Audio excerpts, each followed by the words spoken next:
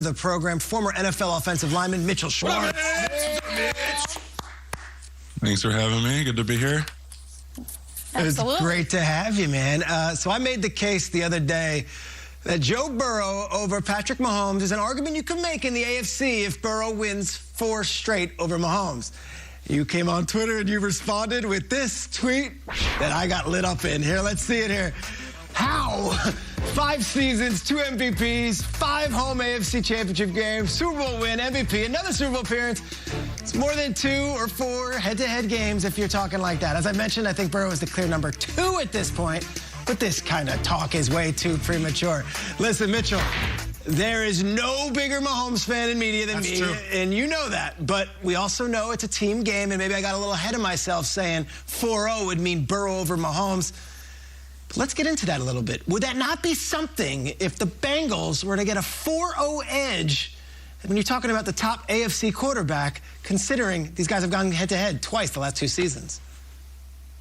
No, I think that absolutely would be something. And whenever we talked about Peyton Manning, Tom Brady, you always gave it to Brady because he seemed to beat those Indianapolis teams, especially in the playoffs.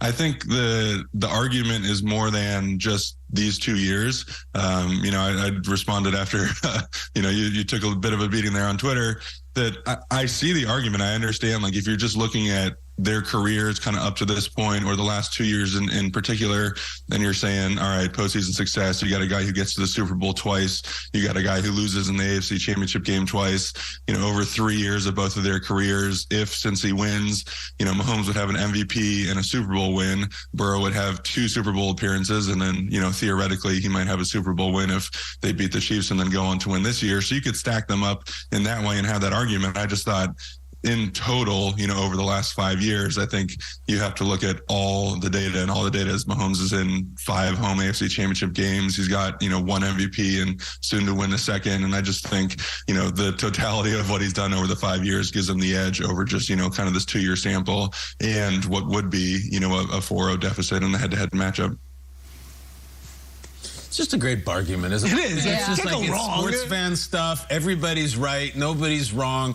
But what's fun is now they get to play each other this weekend. And the newsy part of this is that Patrick's banged up and that he's got an ankle injury. We can follow the news and we can try to get all the nuggets we can from our reporters, but you know the guy. You know how competitive he is.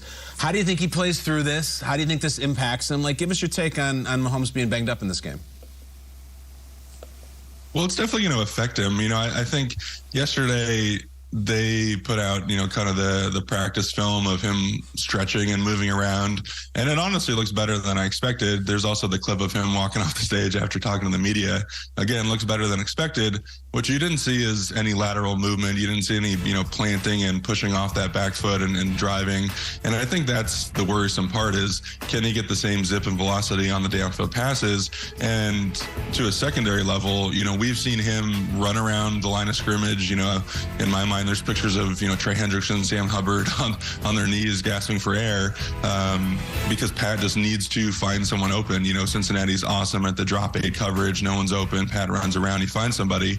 Of course, that hasn't worked in the previous matchups. Chiefs are still 0-3 against him. So if you're able to limit that mobility, and if he's not able to drive the ball downfield, either those 40, 50-yard passes or the accuracy on the intermediate game, I think it does change it because you've got 2 equal teams, and now, wounding the one quarterback is a huge deciding factor in how this plays out. So I am going to be interested in seeing it. It's got to affect him in some way. There's no way. I've had a few high ankle sprains. You feel it. It's affected. Luckily for me, I'm big and fat and I don't move very far, where Pat has to be a little bit more mobile and avoid guys who are, bigger and stronger and faster. So the first quarter is going to be really interesting to see what Cincy does schematically to force the issue, and 2, how Pat responds, how he moves, and what kind of velocity he has in the ball. Yeah, I'm right with you. That's what I'm looking forward to, seeing how Lou Anarumo, how he approaches the game once he sees what his ankle looks like. And let's flip it to the other side. The Bengals were without some offensive line starters this past Sunday, but still found a way to protect Burrow and get that win in Buffalo. But now they have the chance of going against Chris Jones, who's as dominant as any defensive lineman up front. How do you think the Bengals handle him and Dunlap and all of those guys in their pass rush? It's going to be tough. And when Alex Kappa, the right guard for Cincy, first got hurt, my mind went to this game and this matchup because, you know, you can kind of get over one guard getting hurt. Now, unfortunately, they've had both their tackles get hurt on top of that. But they weren't really going to see a game wrecker like Chris until this specific matchup. And so that's where it's really worrisome because as good as those guys played last week, I mean, Buffalo doesn't have the same type of player that Chris Jones is. He typically aligns over that right guard as well in passing situations. And so you're either playing a backup or you're playing a guy who's just coming back from injury and probably isn't 100%. And then, you know, the Chiefs defensive ends have come on towards the end of the year, you know, not necessarily the strength of the defense, although, like I said, playing a lot better, but against two guys who are not quite starters, you know, maybe that gives the Chiefs the edge, and now it becomes more than just Chris having to create all the pressure, more than just Spags having to dial up blitzes, which we've seen in the past doesn't necessarily work against Cincinnati and what they can do on the outside. So I think it gives the Chiefs a matchup advantage to go into this game with that kind of defensive line and with Chris specifically against, you know, potentially a backup guy. Mitchell, let's go to the other matchup on Sunday. We have got two premium top-of-the-line offensive linemen taking the field in Philadelphia. The Eagles' Lane Johnson and the Niners' Trent Williams. It's a great matchup going against those opposing D-lines. Take us inside the trenches. What do you think this battle is going to be like? This is honestly my probably favorite matchup of the year. I was looking forward to it like 2 months ago, seeing this on the schedule and it potentially going this way. This Eagles offensive line, which I think has been the best O-line in football all this year. And, you know, they've got great players individually, but they're also asked to do as much or more than any other offensive line. You know, they run a true drop back passing game. They got to hold up in pass protection. They pull in every direction, all the linemen. The run game's diverse, so they got to know more schemes than just, you know, inside zone, outside zone, and gap. So it's really strength on strength because the San Francisco defense has been in the best in the NFL. And how are they the best? Because they get pressure up front. They're able to, you know, force the issue for the quarterback really quick. And so this matchup is going to be kind of what dreams are made of for me as an offensive line guy, liking to see that. And then Trent on the other side with San Fran. I mean, he is the epitome of what dominance looks like as a left tackle. You know, last week he went up against Parsons. You know, those matchups were very favorable to Trent. And the cool thing with that is it almost seems like he doesn't get challenged very often because he's just so good. And last week you saw him kind of like up his game a little bit and kind of that energy and the passion to, you know, kind of prove who he was on the one-on-one stage against Parsons. But the Philly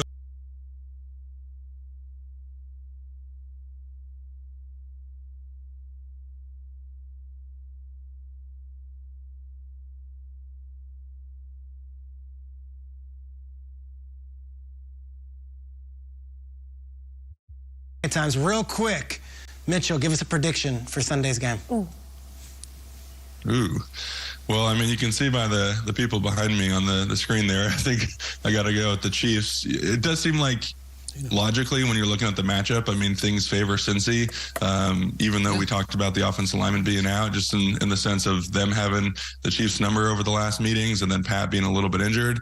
But this is kind of his, you know, Jordan game to go out there injured in a huge situation, you know, get the monkey off the back in terms of, you know, the Cincinnati matchup. So I'm going to go with the Chiefs. And then I think it's been trending in the Eagles all year. And I think it's going to continue that way. You know, the offensive line being the strength, being able to negate what San Fran does best. And I think defensively, you know, their strength is the passing game. And as much as we talk about Shanahan and the run game, that offense really goes with the San Fran passing game. And I think it's, you know, kind of strength versus strength. And I think the Eagles come out on top. All right. There we go. You heard it there. There we go. The Andy Reid Bowl, the Kelsey Bowl. We'd sign up for that, too. Let's see. We got it. Mitchell Schwartz, always a pleasure. Thanks, man. Having you on. Great job. An amazing career. You're doing awesome stuff now. We know. Thank you. Appreciate it, guys. Thanks so much. Yes, appreciate you. The show surges on in title game week. Guys, we're Las Vegas. Their last trip to the East Coast was against the Falcons all the way back in week 6, where if you remember, Tyler Algier and Cordero Patterson ran all over them. Yeah. And they lost by 2 touchdowns. That's a lot to look at on a schedule here. That's barely East Coast, by the way, Atlanta. Come on. I know. That's the South. I know. It's nothing. All right. They haven't played any Northeast lately. Big deal or no big deal? Sunday will mark 105 days since the 49ers had to get on a plane and play in the Eastern time zone. Jamie Erdahl, your thoughts? Massive deal. Massive deal. Massive deal. You have sea legs when it comes to traveling, in my opinion. I took this job Didn't have to get on a plane for a while. Went to San Diego last weekend for a quick little 30 hours. You guys, I was fried when I got back. Peter Schrager, I don't know how you do it every weekend. It's unbelievable. have the sea legs. You have the sea legs. I did not. I was walking around New Jersey when I came back home. I was like, what just happened to me? Went to Germany. Seahawks got off the plane. Remember that video of them just like shot out of a cannon at practice in Munich? Everyone was like, wow, look at this team. That was on Friday. Come Sunday, everyone was like, wow, look at that team. What happened? Like, there's here, and then there's the plummet. And I just fear that there is travel sea legs. I don't care who you are. I don't care what your adrenaline is. Unless you are walking off the plane and onto the field, there is going to be some kind of emotional letdown. If you are equipped to do that or not remains to be seen if you are the 49ers. I think it's a huge deal. All right, for you and me, and Jamie, we're all crying you a river that you have to go to San Diego in January. Poor baby. I would love to stay here in hellhole New York. I mean, you drove to Buffalo. Yeah, I did. I drove to Buffalo, New York.